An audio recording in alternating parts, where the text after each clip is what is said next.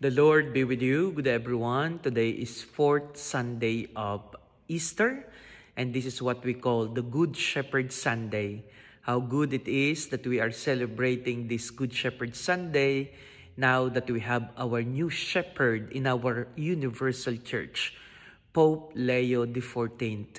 Let us thank God for giving us a new shepherd, a new guide, and a leader, an inspiration for all of us. And in our gospel, it says that the sheep listen to the shepherd. The voice of the shepherd is always recognizable to his sheep. Do we listen?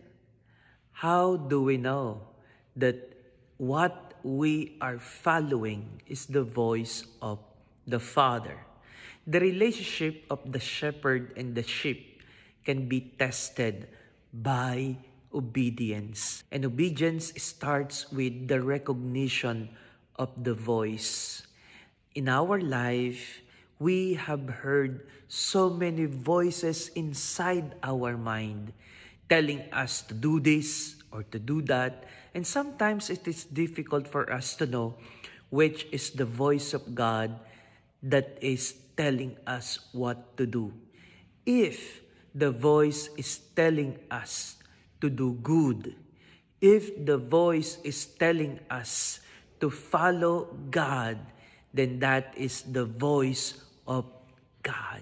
But if the voice telling us is always teaching us to be selfish, to think ill against others, and not to put first the welfare of our brothers and sisters, then that is not the voice coming from God. We need to keep silent.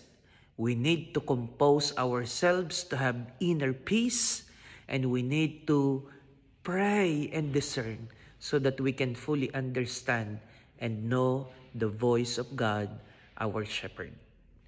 God bless you.